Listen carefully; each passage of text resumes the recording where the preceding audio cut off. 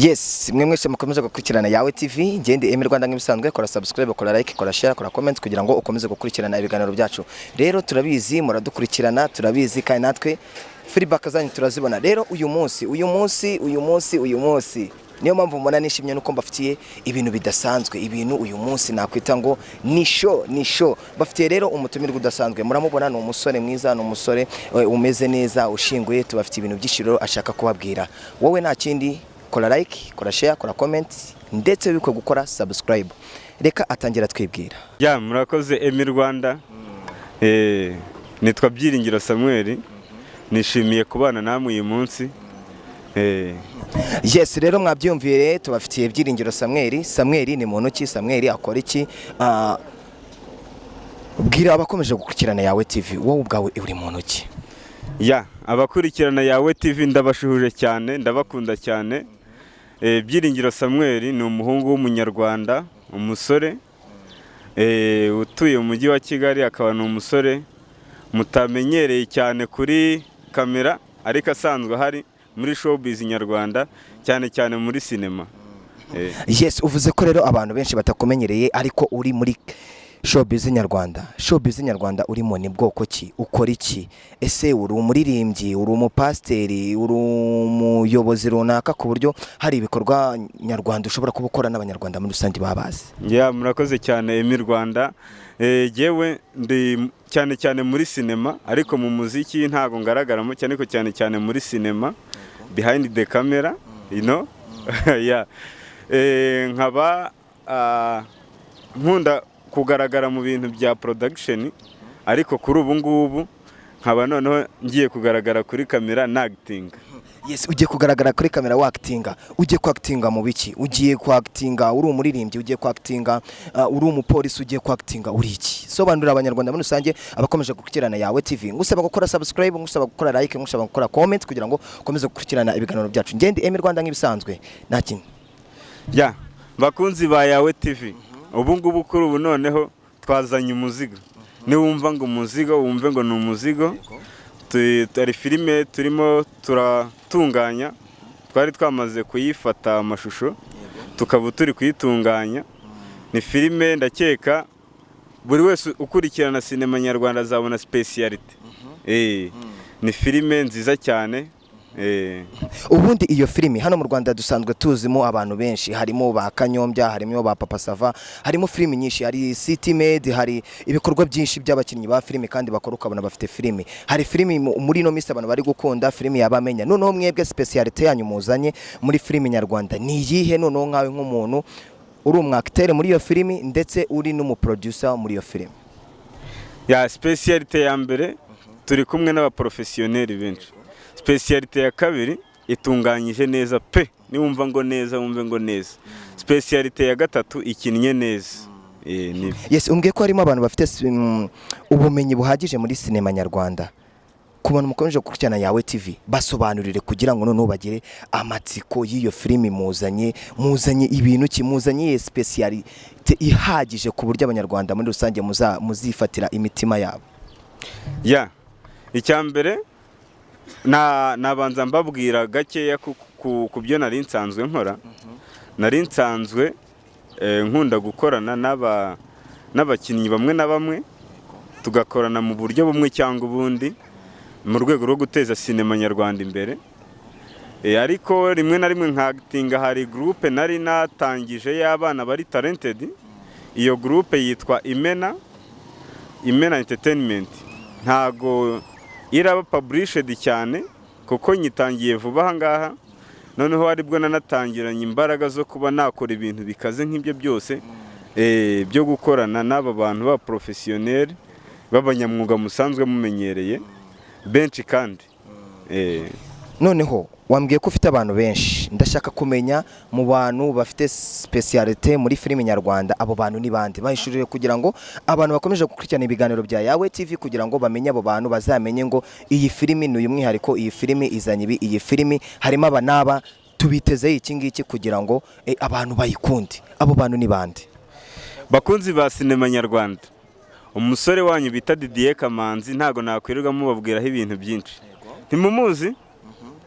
umukobwa mwiza cyane ukina neza w'umuhanga twemera twese witwa Kirenga Safina, muramuzi?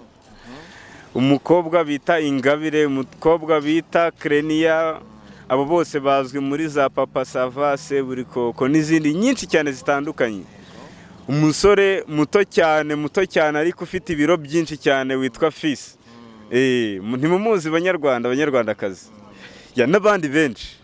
Ni filime izaba irimo abantu benshi kandi beza cyane.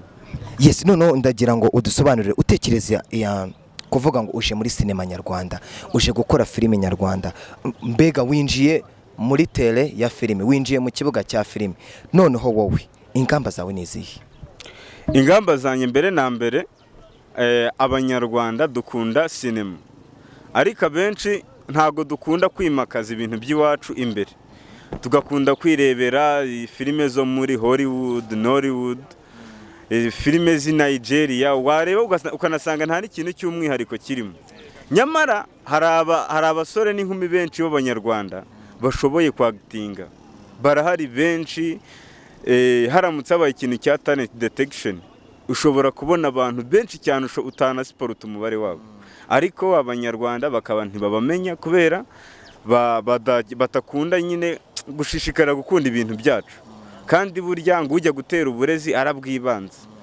Yego Barambo bakinnye neza, Bavandame bakinnye neza, ariko bakinnye neza n'Abanyamerika. Why not twe biriya bakora tutabikora?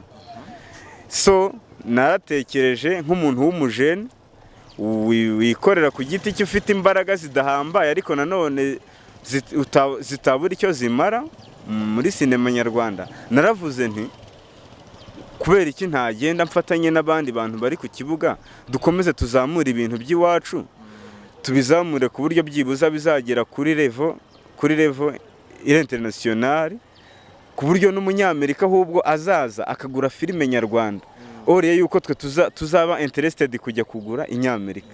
Yes. Noneho iyo filime yawe abantu bazajya bayikura he? Abantu bazajya bayigura mu masoko? Abantu bavuze ngo babonye inoseri, babonye aka gafilime aragakunze, abonye ibirimo arabikunze, iyo filime azajya ayikura he se? Bimeze bite? Dusobanurire. Okay, mbere na mbere ijya kurisha ihera ku rugo. Aha turi ni kuri Yawe TV nk'uko mubibona. Mu minsi mike muratangira muboneho amakava, amatrailer n'ibindi bintu byinshi byayo. Noneho mu minsi itarambiranye muzaba muri kuyibona hano kuri Yawe TV n'ahandi hatandukanye ku masoko nyarwanda.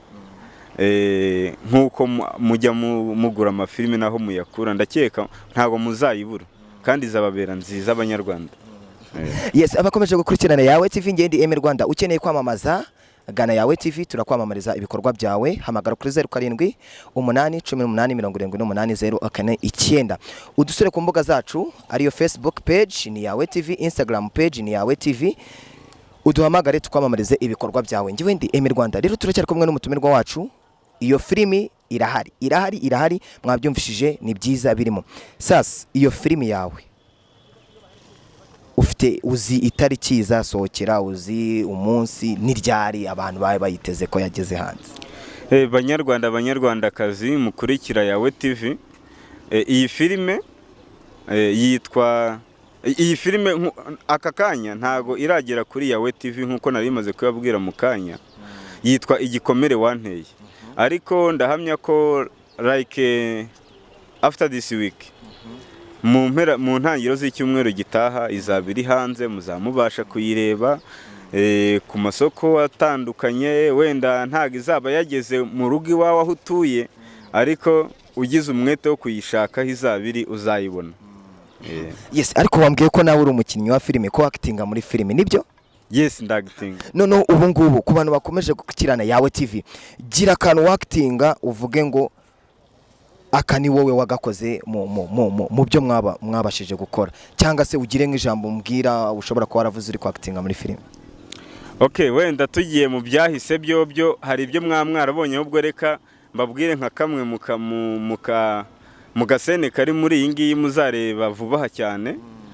Ni ahantu nari nahuye n'umucuti wanjye ndi kumuganirira iby'umukobwa nabonye mwiza cyane ariko w'impumyi, yagize ikibazo cyo kuba atareba ariko mwiza cyane.